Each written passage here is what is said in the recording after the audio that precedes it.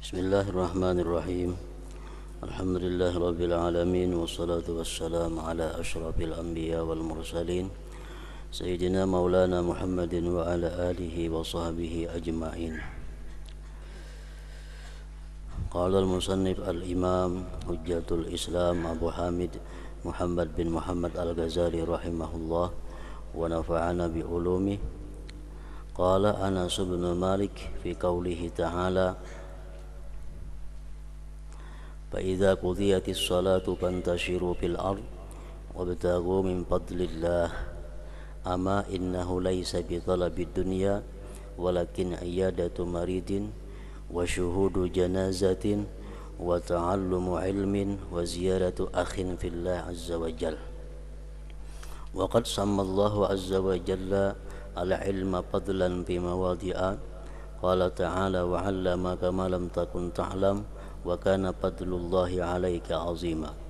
وقال تعالى ولقد آتينا داود منا فضلا يعني العلم فتعلم العلم في هذا اليوم وتعليمه من أفضل القربات.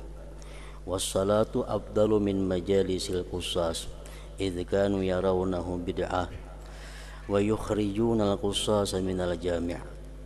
بكر ابن عمر رضي الله عنهما إلى مجلسه في المسجد الجامع فإذا قاس يقص في موضعه فقال قم عن مجلسي فقال لا أقوم وقد جلست وسبقتك إليه فأرسل ابن عمر إلى صاحب الشرطة فأقامه فلو كان ذلك من سنة لما جازت إقامته فقد قال صلى الله عليه وسلم لا يقيمن أحدكم أخاه من مجلسه ثم يجلس فيه ولكن تفسحوا وتوسعوا. وكان ابن عمر إذا قام الرجل له من مجلسه لم يجلس فيه حتى يعود إليه. وروي أن قاصا كان يجلس بفناء حجرة عائشة رضي الله عنها فأرسلت إلى ابن عمر أن هذا قد آذاني بقصاصه وشغلني عن سبحتي فضربه ابن عمر حتى كسر عصاه على ظهره ثم طرده ila akhir. Makna daripada kalam Al-Imam Al-Ghazali rahimahullah.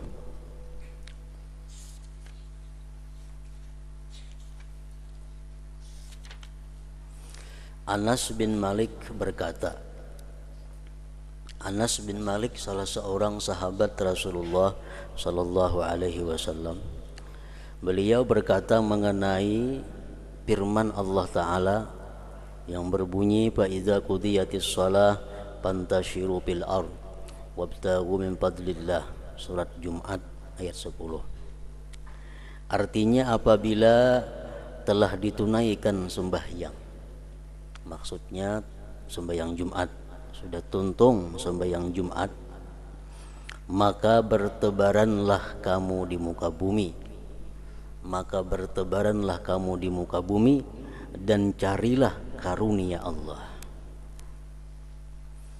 Apa yang dimaksud dengan carilah karunia Allah itu? Apakah dimaksud dengan mencari karunia Allah itu kita mencari rezeki? Apakah maksudnya dengan cari karunia Allah itu kita mencari jual beli? Menurut Anas bin Malik tadi, adapun bahwasanya ia tidak menuntut dunia.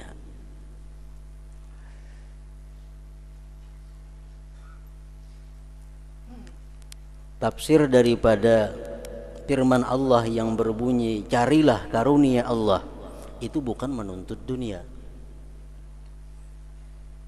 Jadi jangan diartikan bahwa sesudah sembahyang Jumat itu marilah berlomba-lomba berusaha mencari dunia.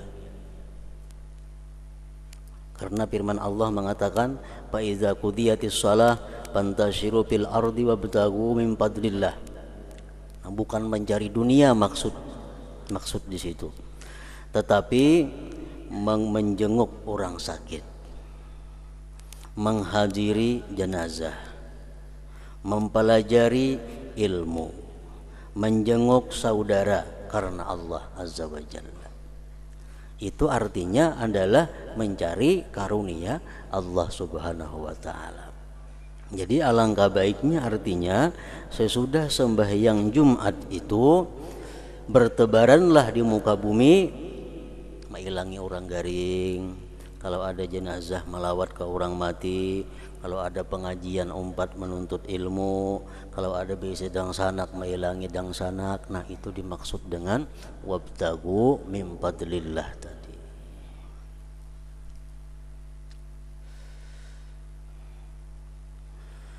Allah Azza wa Jalla menyebut ilmu sebagai karunia pada beberapa tempat. Di dalam Al-Quran Allah mengatakan bahwa ilmu itu adalah karunia.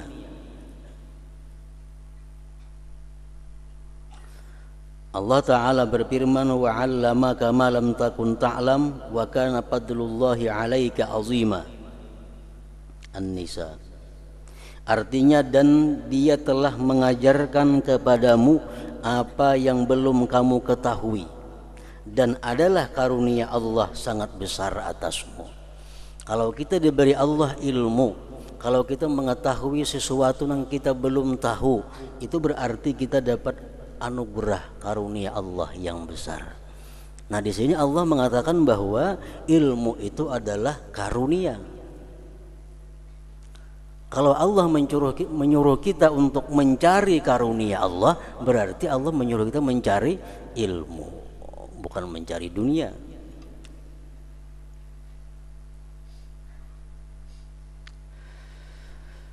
Dan Allah Ta'ala berfirman, walaqad ataina Dawuda minna fadla as-saba.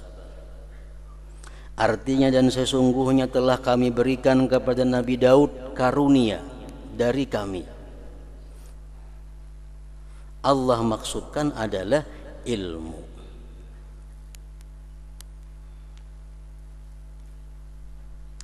Maka mempelajari dan mengajarkannya sekarang ini, maksudnya pada hari Jumat, adalah termasuk seutama pendekatan kepada Allah Subhanahu wa Ta'ala. Belajar ilmu atau mengajarkan ilmu pada hari Jumat itu termasuk takarrub yang paling afdal, pendekatan diri yang paling baik kepada Allah Subhanahu wa Ta'ala.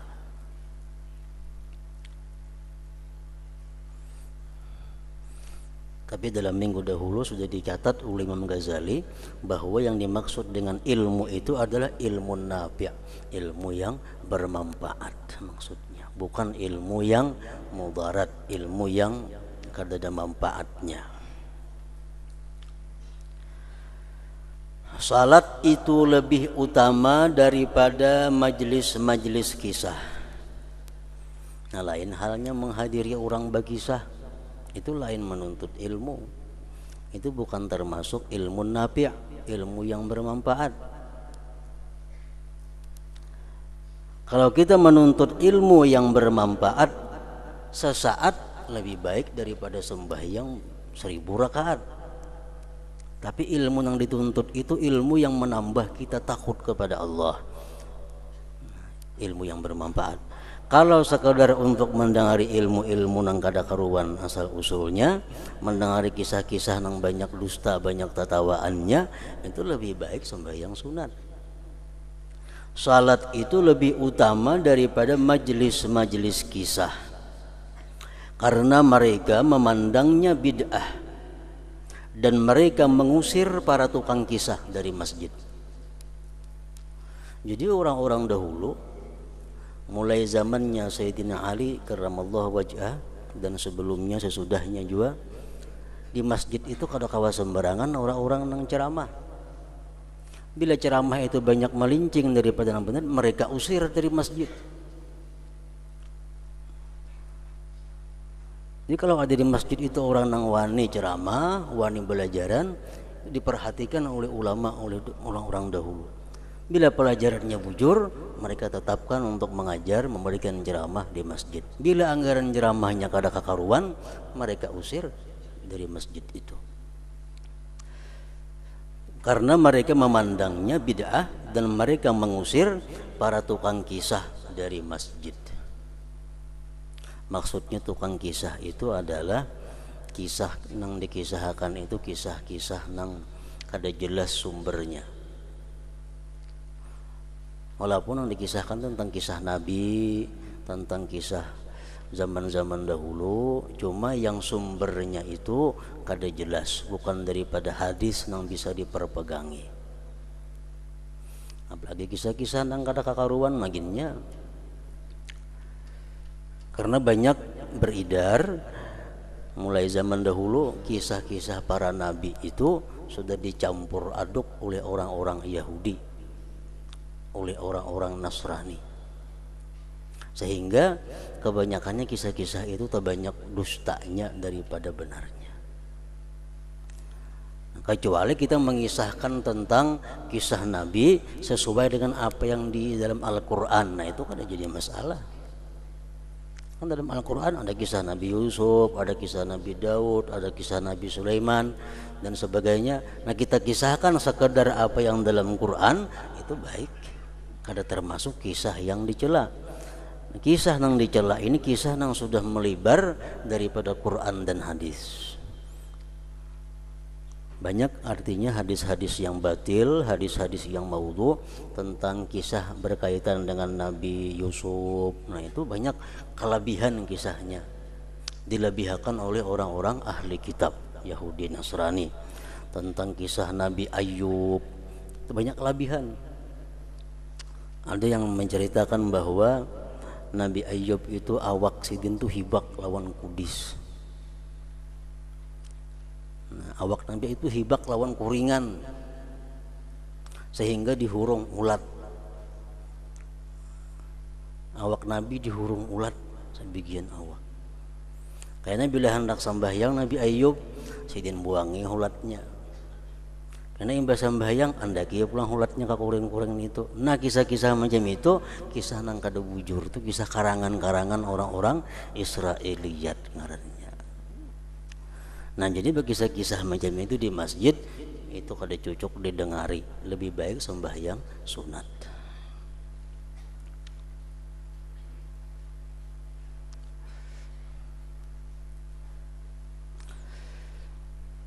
Para nabi-nabi Allah Subhanahu wa taala, para rasul-rasulullah sejak zaman dahulu sampai terakhir nabi kita, mereka itu ada punya penyakit karena mereka sebagai manusia. Tapi penyakit-penyakit mereka itu kada boleh sampai membuat jijik manusia. Penyakit-penyakit mereka itu kada boleh penyakit yang sifatnya menular kepada manusia. Nah, ini Nabi itu mau aja garing, mau aja penyakit, cuma penyakitnya kada mau jijik kurang melihat. Nah, kalau Nabi Ayub dipadakan awak sidin hibak lawan kudisan, nah itu kan mau beparak orang. Jijik jadinya. Nah kada mau Nabi diberi Allah penyakit nang seperti itu. Itu hanya kisah-kisah nang kada jelas asal usulnya. Jadi maksud Imam Ghazali dalam kitab ini adalah bahwa jangan menghadiri majelis-majelis nang isinya kisah, ya kisah-kisah nang macam itu. Lain hal kisah Al-Quran, nah itu lain masalahnya. Ibnu Umar radhiyallahu anhuma berpagi-pagi ke majelisnya di masjid. Tiba-tiba ada tukang kisah sedang berkisah di tempatnya. Di masjid itu ada tempat Ibnu Umar belajaran. Begitu sidin datang ke tempat itu ada tukang kisah duduk di situ berkisah. Lalu ia berkata, berdirilah dari majelisku, ujar Ibnu Umar. Ia menjawab, tukang kisah tadi menjawab, saya tidak akan berdiri karena saya telah duduk dan mendahului kamu padanya. Lalu Ibnu Umar mengirimkan kepada polisi, lalu polisi itu mendirikannya. Seandainya hal itu termasuk sunnah, niscaya tidak boleh mendirikannya.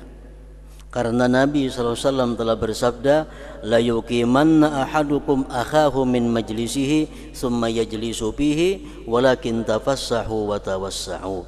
Artinya janganlah seseorang di antaramu mendirikan, membangkitkan saudaranya dari tempat duduknya, kemudian ia duduk padanya, tetapi lapangkanlah dan luaskanlah. Di masjid itu kada ada tempat nang seseorang lebih berhak daripada yang lain. masjid mulai saf pertama sampai saf ujung itu kada ada tempat yang punya seseorang, kada ada. Siapa nang terdahulu itulah nang berhak duduk di situ. Ini tukang kisah duduk berdahulu di situ. Andai kata tukang kisah itu benar, kada boleh Ibnu Umar menyuruh berjauh dari tempat itu. Nah, Ibnu Umar menyuruh berjauh lawan tukang kisah dari tempat itu berarti itu adalah sesuatu yang dikisahkannya nang kada bujur. Misal kita di masjid duduk parak tihang aja, duduk parak tihang di masjid itu sudah langganan. Suatu hari kita datang ada orang yang mengisinya, kada boleh kita menyuruh balik, ayo menjauh nih tempatku, kada kawa. Itu masjid siapa aja pun berhak duduk, siapa yang terdahulu itu nang punya hak, kada ada larangannya.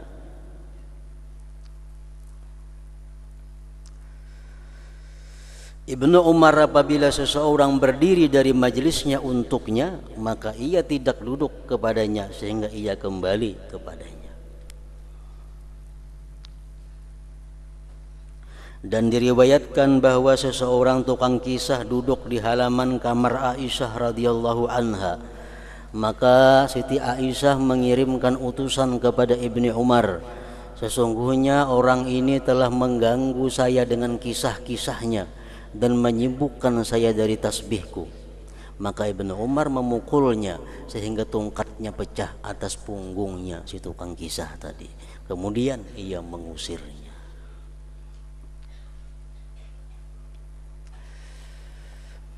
Nah, kemudian yang kedua, adab-adab selanjutnya tentang selain Jumat, pada hari Jumat. Adab yang kedua pada hari Jumat yang di luar dari sekitar sembahyang Jumat, bahwasanya ia baik dalam mengintai saat yang mulia. Pada hari Jumat itu ada saat waktu yang mulia, yang Nabi gambarkan waktu itu dengan ujung jari jisidin. Waktunya jar Nabi seini nah, sedikit artinya. Nah, hendaknya kita selalu mengintai saat yang mulia itu. Di dalam hadis yang masyhur, inna fil jumu'ati sa'atan la yuwafiquha 'abdun muslimun yas'alullaha 'azza wa jalla fiha syai'an illa a'tahu. Artinya sesungguhnya pada hari Jumat itu terdapat saat yang tidaklah seseorang hamba muslim tepat dengan saat itu dengan memohon kepada Allah Azza wa Jal, melainkan dia memberinya. Dimungkinkan takwil itu hadis adalah memberinya Allah sesuai dengan apa yang kita minta. Memang kita meyakini bahwa setiap doa dikabulkan oleh Allah. Ujibu da'watad da'i idza da'ani. Allah mengabulkan doa orang yang berdoa. Tapi Allah mengabulkan doa itu macam-macam bentuknya. Ada lawan yang persis kita minta, ada dihurupi Tuhan lawan yang lebih baik, ada diberi Tuhan ditunda kayaknya hanya di akhirat diserahkannya. Nah, kalau di saat hari Jumat itu ada saat sedikit nang bila kita pas berdoa di saat itu Allah akan memberikan apa yang kita minta. Illa a'tahu, melainkan Allah berikan akan sesuatu itu. Nah, jadi hendaknya artinya kita mengintai waktu itu.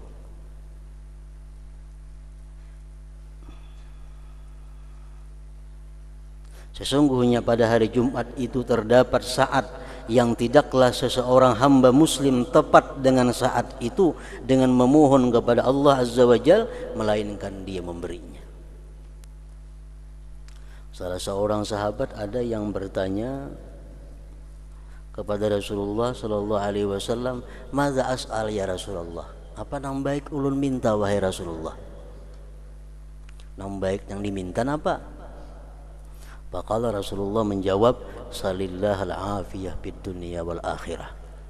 Mintalah, kata Rasulullah, afiyah dunia dan akhirat. Allahumma inni as'alukal afiyah fid dunya wal akhirah. Ya Allah, aku minta kepada Engkau afiat dunia dan akhirat.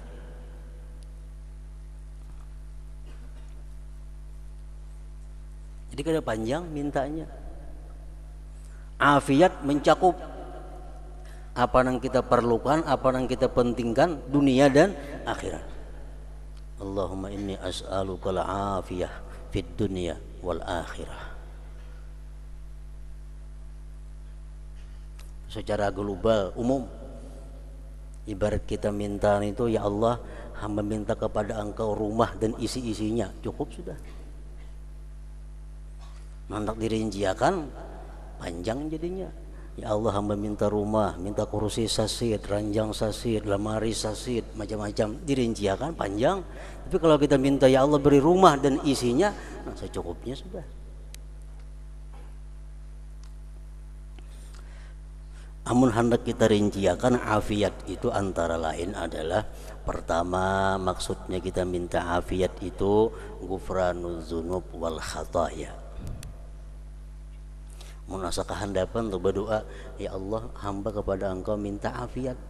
Wassalamualhamdulillahirabbil alamin. Kan asa kehandapan doa tuh.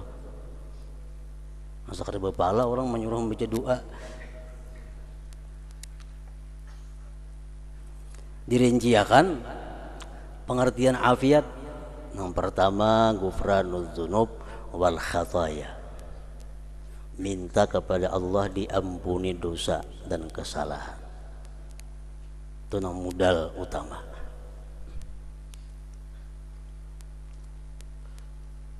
Yang kedua, minta kepada Allah ilman nafi'a, ilmu yang bermanfaat.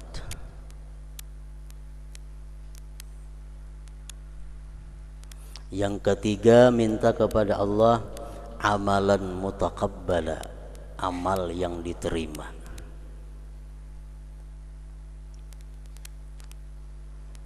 Amalan mutaqabbala atau amalan makbula boleh juga.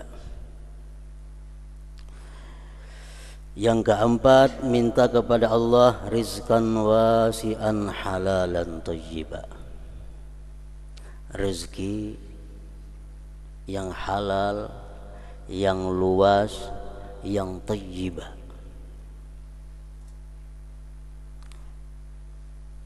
Halal ditambah lagi thayyib. Ada halal yang kada thayyib. Contohnya, mohon maaf, umpamanya tukang beca. Tukang beca itu rezekinya halal, cuma kada thayyib.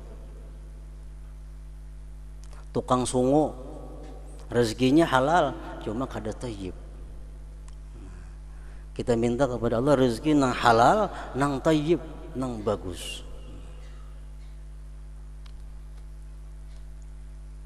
Yang keempat, minta kepada Allah rizqan wasi'an halalan thayyiba, rezeki yang halal, yang luas, yang thayyib.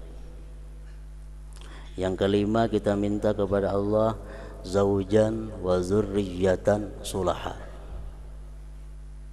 zaujan wa dzurriyyatan sulaha, minta kepada Allah pasangan hidup laki atau bini dan keturunan yang saleh.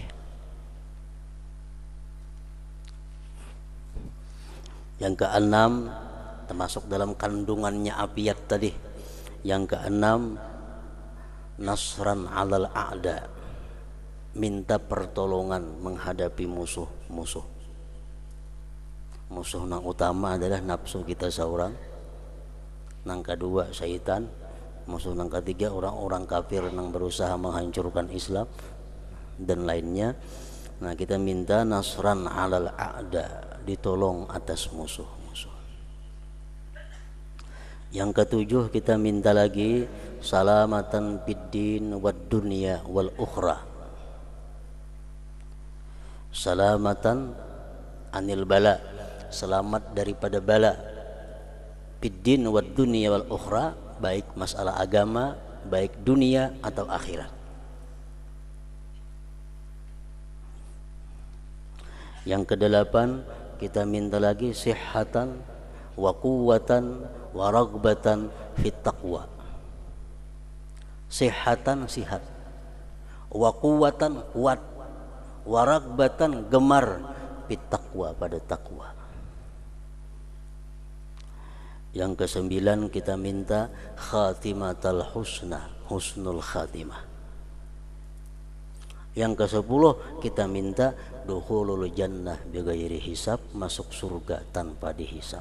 Nah, apalagi yang kurang 10 macam itu ngarannya adalah afiyat. Mun hendak diringkas, as'aluka ya Allah al-afiyah. Pertama minta diampuni dosa, kesalahan. Yang kedua minta ilmu yang bermanfaat. Ketiga minta amal yang diterima. Keempat minta rezeki yang luas, yang halal, yang thayyib. Kelima minta kepada Allah pasangan hidup, zuriat yang saleh. Keenam minta ditolong menghadapi segala musuh. Ketujuh selamat daripada bala baik agama, dunia dan akhirat. Yang kedelapan minta kepada Allah sihat, kuat, gemar dalam takwa.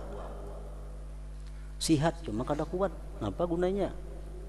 Awak sihat tapi sembahyang 2-3 rakaat, oh yo sudah. Sihat, kuat, gemar fit taqwa. Yang kesembilan husnul khatimah. Yang kesepuluh masuk surga bighairi hisab. Nah itu doa cukup sampai perkara itu sudah kada panjang, kada doanya.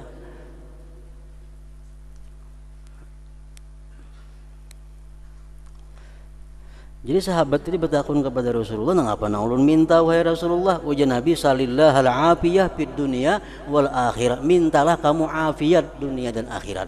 Munnya kada hafal yang 10 tadi, cukup afiat tadi.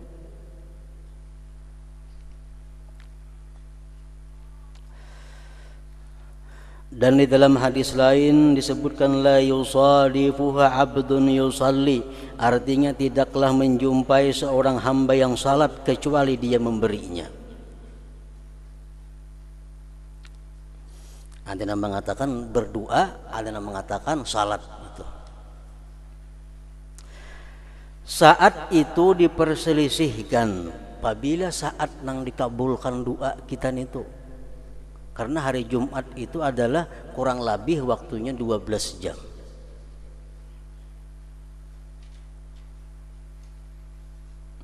Maka ada yang mengatakan ketika terbit matahari. Ada yang mengatakan ketika tergelincir matahari. Orang mengatuk dauh tuh. Bila duk-duk mengatuk dauh, berdoa situ. Karena ada pendapat yang mengatakan bahwa saat nang mustajab tuh waktu itu.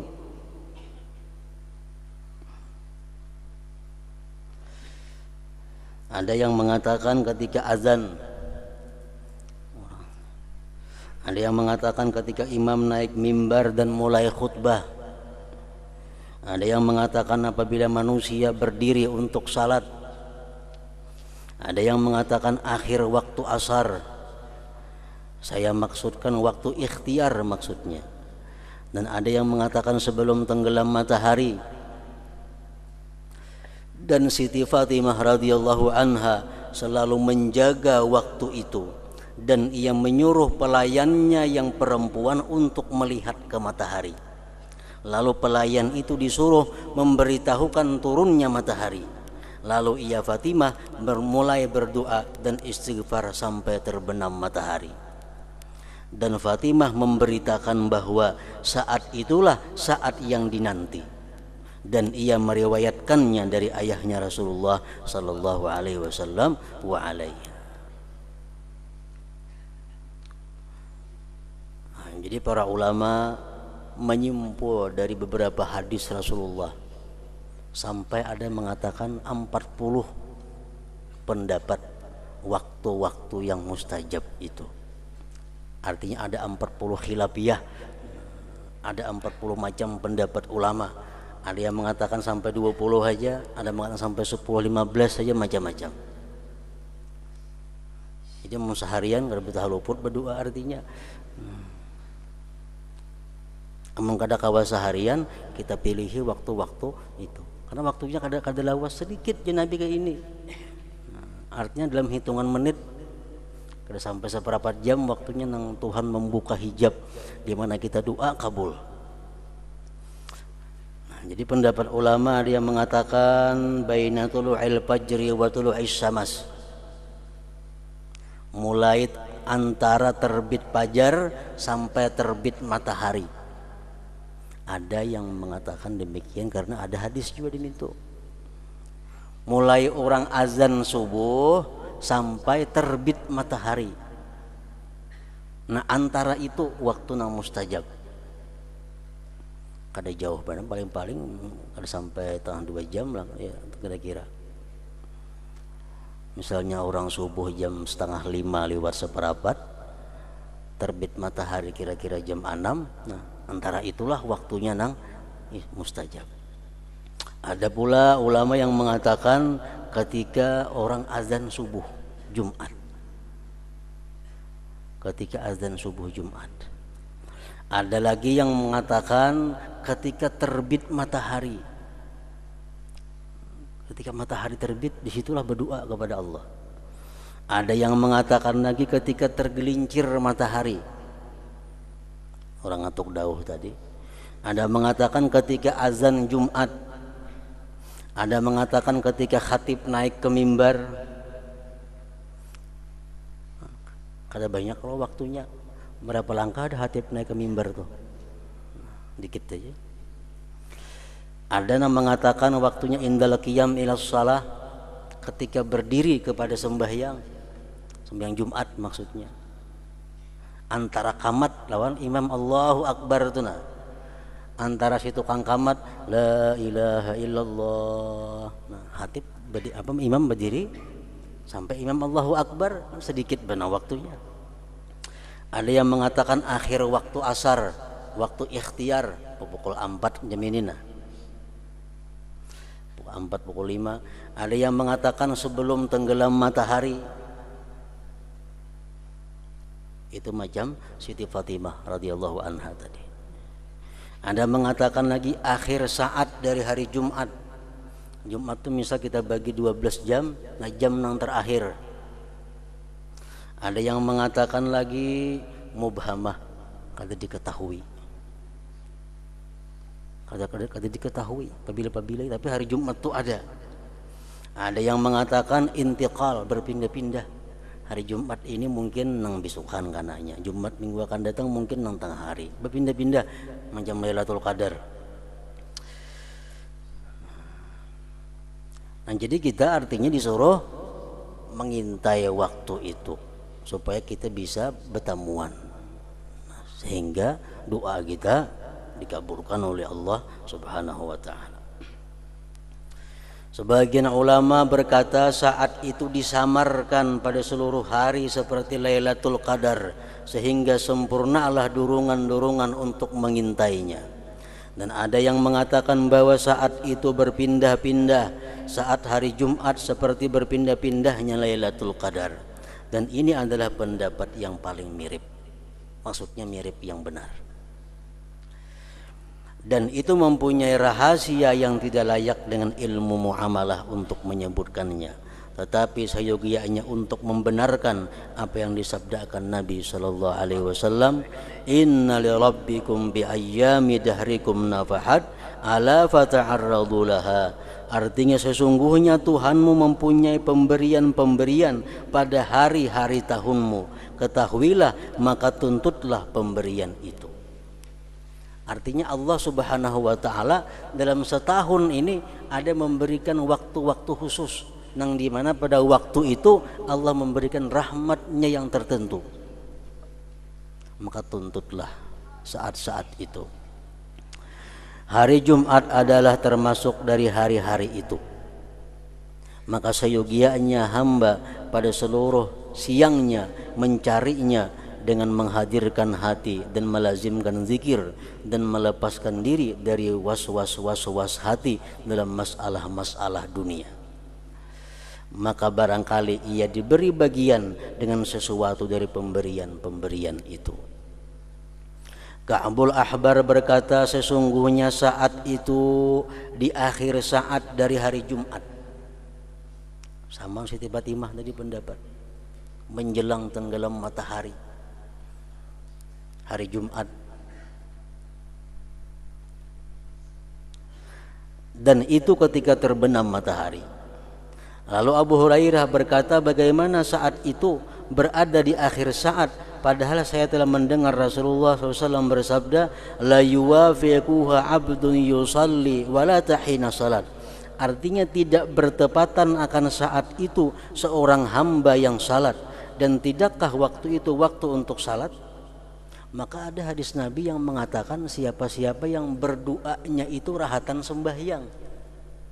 Ada hadis yang mengatakan bahwa berdoanya itu dalam salat. Sedangkan imbah asar itu kan kada boleh sembahyang. Nah, lalu Ka'ab berkata, apakah tidak bersabda Rasulullah SAW, man ka'ada yantazirus salah fahuwa bis salah. Artinya barang siapa yang duduk untuk menunggu salat, maka ia di dalam salat ngarannya. Kita nih duduk mahadang maghrib, mulai 5:30 duduk mahadang maghrib sampai waktu maghrib duduk, kita itu dihitung pahala sembahyang oleh Allah Subhanahu wa ta'ala.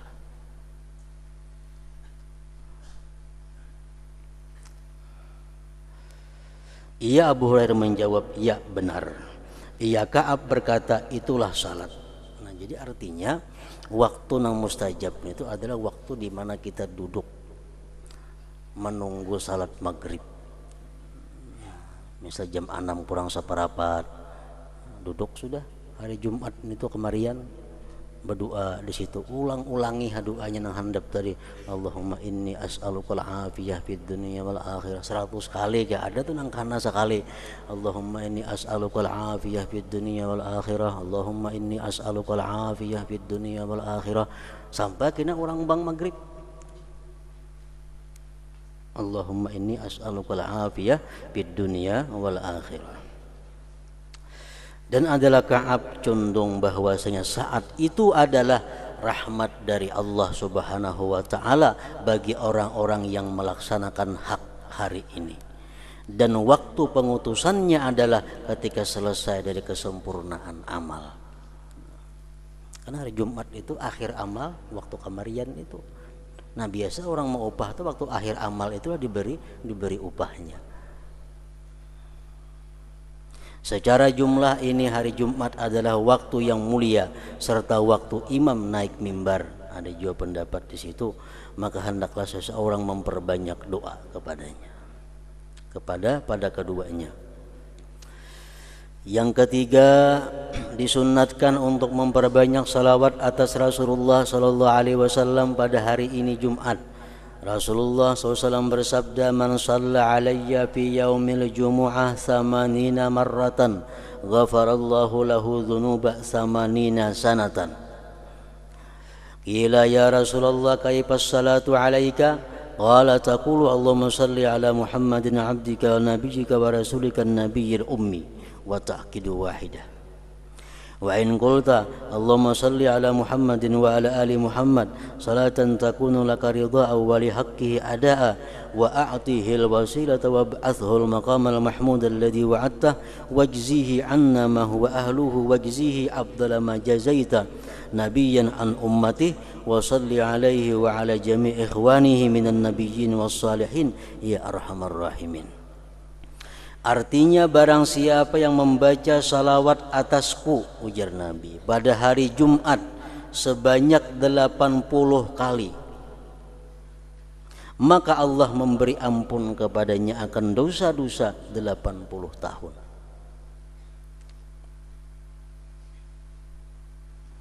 Andai kata kita kada sampai berumur 80 tahun, digantikan dengan derajat-derajat non tinggi di sisi Allah. Ditanyakan, wahai Rasulullah, bagaimanakah salawat atasmu? Macam apa salawatnya wahai Rasulullah? Beliau bersabda, kamu ucapkan Allahumma salli ala Muhammadin abdika wa nabiyyika wa rasulika nabiyyil ummi. Dalam riwayat yang lain bertambah wa ala alihi, tambahi wa ala alihi. Ya Allah, berilah rahmat atas Muhammad, hambamu dan rasulmu seorang nabi yang ummi, tidak dapat baca tulis. Hal itu dikemukakan 1 kali. Ini 80 kali membacaan itu. Allahumma salli ala Muhammadin abdika wa nabika wa rasulika nabiyil ummi wa ala ali. Allahumma salli ala sayyidina Muhammadin abdika wa nabika wa rasulika nabiyil ummi wa ala ali. Ada pula hadis lain yang mengatakan bahwa barang siapa bersalawat kepada Nabi Muhammad 80 kali tapi sesudah sembahyang asar waktunya 80 kali juga, Allah ampuni bagi dia dosa 80 tahun. Dan salawatnya khusus, salawatnya Allahumma salli ala sayyidina Muhammadin an-nabiyil ummi wa ala alihi wa sallim. Tandap itu. Cuma membacanya mbak asar 80 kali. Allahumma salli ala sayyidina Muhammad an-nabiyil ummi wa ala alihi wa sallim 80 kali ba'dal asar, sesudah asar.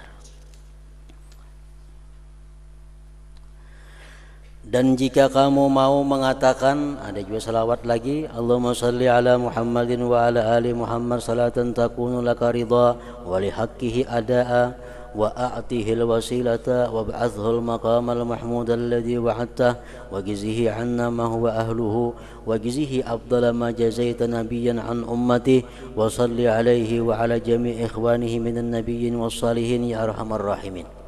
Panjang ini. Ya Allah, berilah rahmat atas Muhammad dan atas keluarga Muhammad dengan rahmat yang menjadi keridhaan bagimu dan penunaian bagi haknya. Berilah perantaraan baginya dan bangkitkanlah dia pada makam yang terpuji yang engkau janjikan. Dan balaslah dia karena kami akan sesuatu yang dia adalah ahlinya. Dan balaslah dia dengan seutama-utama apa yang engkau balaskan kepada Nabi dari umatnya. Dan berilah rahmat atasnya dan atas seluruh saudaranya dari para nabi dan orang-orang saleh, wahai Zat yang maha penyayang dan dari para penyayang. Kamu ucapkan ini 7 kali. Telah dikatakan barang siapa yang mengucapkan 7 kali pada setiap Jumat, 7 Jumat, maka wajib baginya syafaatnya sallallahu alaihi wasallam. 7 kali membaca 7 Jumat. Salawatnya mulai Allahumma salli ala Muhammadin wa ala ali Muhammad salatan takunu laka ridha wa li haqqihi adaa wa a'tihil wasilata wa ba'athul maqamal mahmud alladhi wa'adta wa jizihi anna ma huwa ahluh wa jizihi afdala ma jazaita nabiyyan an ummati wa salli alaihi wa ala jami' ikhwani minan nabiyyin was salihin ya arhamar rahimin. 7 kali kadlawas selama 7 Jumat berturut-turut.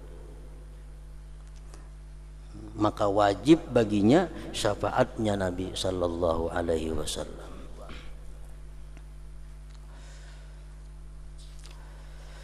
Jika ia mau menambah, maka ia membaca salawat yang ma'sur. Ia membaca Allahumma ja'al fadhaila salawatika wa nawamiya barakatika wa syara'ifa zakawatika wa ra'fatika wa rahmatika wa tahiyyatik ala Muhammadin sayyidil mursalin wa imamil muttaqin wa khatamin nabiyyin wa rasuli rabbil alamin qaidil khairi wa fatihil birri wa nabiyyir rahmati wa sayyidil ummah. Allahumma ba'athu maqaman mahmudan tuzribu bihi kurbahu wa tuqirru bihi ainahu yagbituhu bihil awwalun wal akhirun. Allahumma a'tihil fadla wal fadilah wa syarafa wal basita wal darajatir rafi'ah wal manzilatas samihatal munifah. Allahumma a'ti Muhammadan su'lahu wa ballighu ma'mulahu waj'alhu awwala syafi'in wa awwala musyaffa'. Allahumma azzim burhanahu wa saqqil mizanahu wa abligh hujjatahu warfa fi 'alal muqarrabin darajatah. Allahumma hsyurna bi zumratihi waj'alna min ahli syafa'atihi wa ahyina 'ala sunnatihi wa tawaffana 'ala millatihi wa awridna hawdahu wasqina bi ka'sihi ghaira khazaya wala nadimin wala syakkin wala mubaddilin wala faidin wala maftunin. Amin ya rabbal alamin. Dalam dalail kurang lebih itu ada. Nah, ini cukup sekali saja. Secara jumlah seluruh apa yang dibaca dari lapas-lapas salawat, walau dengan masyhur dalam tasyahud salawat Ibrahimiyah, dalam tasyahud akhir biasa sembahyang, maka ia menjadi orang yang bersalawat. Salawat nang mana kan dibaca. Dan sayogianya untuk menambahkan istighfar kepadanya, karena sesungguhnya istighfar itu juga disunatkan pada hari ini, hari Jumat tadi. Nah, yang keempat, membaca Al-Quran.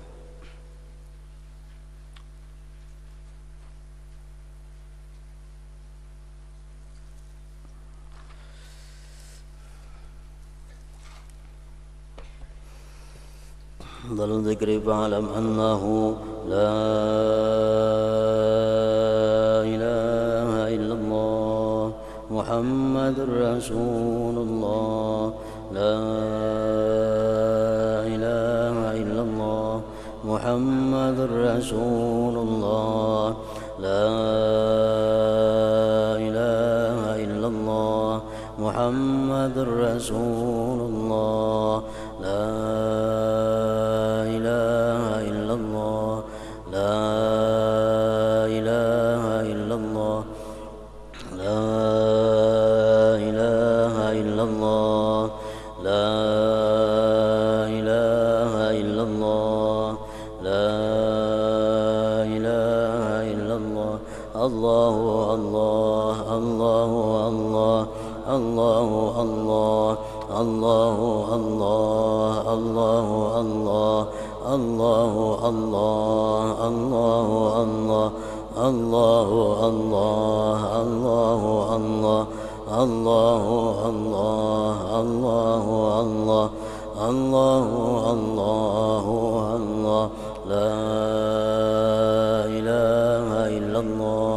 محمد رسول الله لا إله إلا الله محمد رسول الله لا إله إلا الله محمد رسول الله لا إله إلا الله الفاتحة.